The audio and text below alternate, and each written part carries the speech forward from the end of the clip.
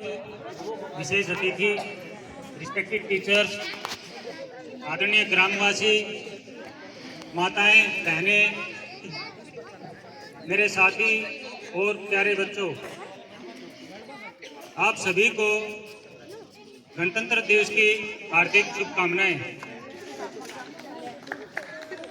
मैं इसके साथ परमपिता परमेश्वर को यह प्रार्थना करता हूं कि यह गणतंत्र दिवस आपके जीवन में खुशहाली लाए और आप सभी स्वस्थ रहें।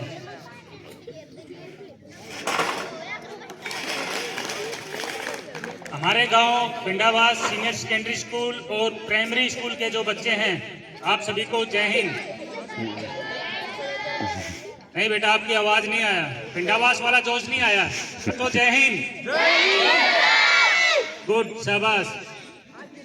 देखो, आप सभी को मालूम होना चाहिए, ये जो जय हिंद है और हमारा जो तिरंगा, इसमें एक अपार शक्ति है।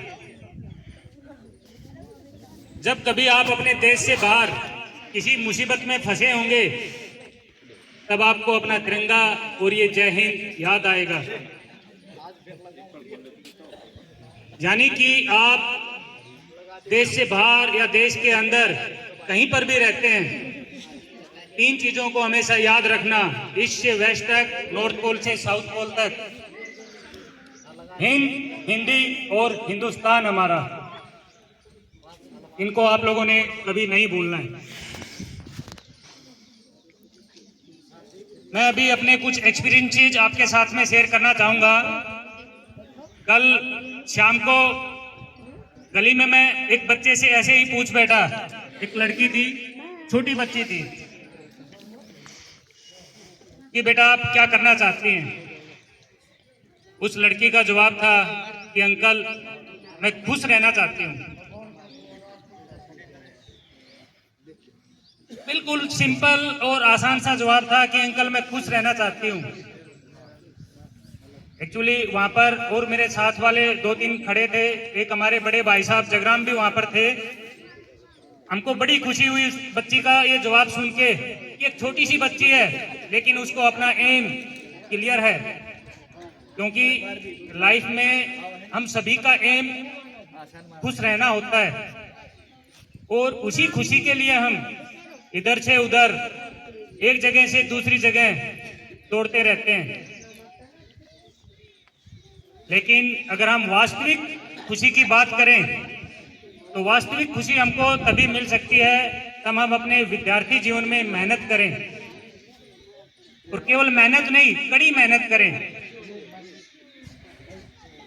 और आलस्य रूपी जो सुख है उसका त्याग करें। इसको एक संस्कृत के श्लोक से स्पष्ट किया जा सकता है कि सुखार्थी तजते विद्या, विद्यार्थी तजते सुखम। सुखार्थी तजते विद्या, विद्यार्थी तजते सुखम। सुखार्थी कुतो विद्या, विद्यार्थी ने कुतो सुखम। यानी कि सुख चाहने वाले को विद्या नहीं, और विद्या चाहने वाले को सुख नहीं मिल सकता है। यानी कि अगर आपको ज्ञान अर्जित करना है, एक अच्छा इंसान बनना है, तो बच्चों आप लोगों को मेहनत करना पड़ेगा। अभी अगर हम बात करें, मेहनत करते करते अगर आपको सफलता नहीं मिलती है, तो एक बात है, या इसको बोल सकते हैं ये किस्मत की बात है कि आपको एक अच्छी नौकरी नहीं मिली। लेकिन अगर आप मेहनत ही न करें, वो गलत बात है। अगर आप मेहनत करेंगे, निरंतर परिश्रम करेंगे, तो आने वाले समय में इस देश की बागडोर आप लोगों के हाथ में होगी। आप में से ही कोई एक बच्चा डॉक्टर बनेगा, आप में से ही कोई एक बच्चा टीचर बनेगा, और आप में से ही कोई इंजीनियर, और कोई आप में से एक इस देश का बहादुर सैनिक बन देश की सीमाओं की रक्षा करेगा। लेकिन बच्चों, ये तभी हो सकता है तब आप मेहनत करेंगे। आज अगर हम मेहनत की बात करें, बच्चे काफी मेहनत कर रहे हैं, लेकिन फिर भी आज इस मंच पर विद्यार्थी, पेरेंट्स और साथ में हमारा टीचर स्टाफ सबको एक साथ आकर मिलजुल कर पूरे सहयोग के साथ कार्य करने की जरूरत है, तभी हम अपने इस भिंडावास स्कूल को एक मॉडल स्कूल बना सकते हैं। क्या हमारे जो स्टूडेंट जितने भी सभी आपसे भी पहले तैयार हैं? इसका हमारे पास एक उदाहरण है। हमारे गवर्नमेंट स्कूल में जो स्कॉलरशिप का टेस्ट होता है NMMS, उसके तहत सालाना बच्चों को एक बच्चे को 12,000 रुपए की राशि मिलती है।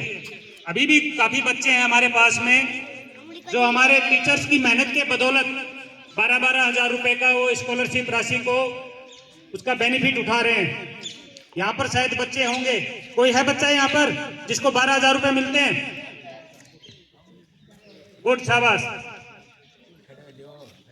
अगर दूसरा बात करें, दूसरा एग्जाम्पल कि टीचर्स क्या करते हैं। पहला एग्जाम्पल, स्कॉलरशिप लेना कोई मामूली बात नहीं है, दिन रात एक करना पड़ता है अध्यापक को बच्चे के साथ में। दूसरा चीज है, पिछले 22 साल से यानी कि 2002 से 2003 के आसपास हमारे गांव के स्कूल में 10th और 12th का यहाँ पर बोर्ड परीक्षा होती थी, यानी कि यहाँ पर सेंटर था। लेकिन हमारे प्रिंसिपल साहब की बदौलत पिछले साल यानी 2025 में 10th और 12th का एग्जाम हमारे इसी स्कूल में हुआ है और मुझे पूरी उम्मीद है इस साल भी यहीं पर होगा। तो मैं चाहूंगा सभी पेरेंट्स को और स्टूडेंट्स को अपने टीचर्स के सम्मान के लिए एक बार जोरदार तालियां।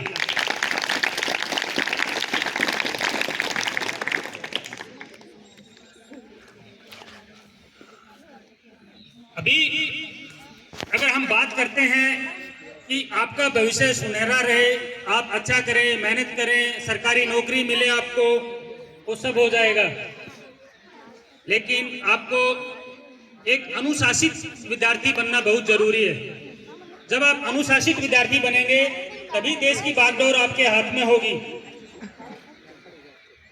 ऐसा नहीं है कि देश को चलाने के लिए बड़े घराने के लोग बैठे हैं या बड़े घराने के बच्चे हैं या दूसरी पृथ्वी से या किसी दूसरे ग्रह से आके यहाँ पर देश की बागडोर संभाले हुए हैं। ऐसा कुछ नहीं है।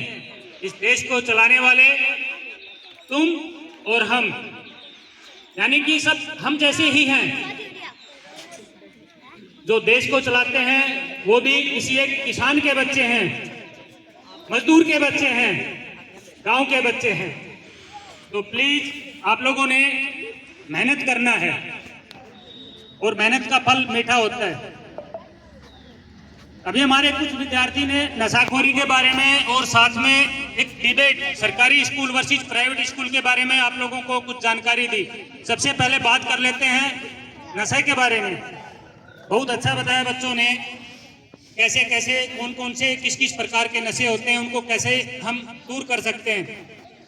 लेकिन यहाँ पर सबसे जरूरी है पेरेंट्स की हिस्सेदारी।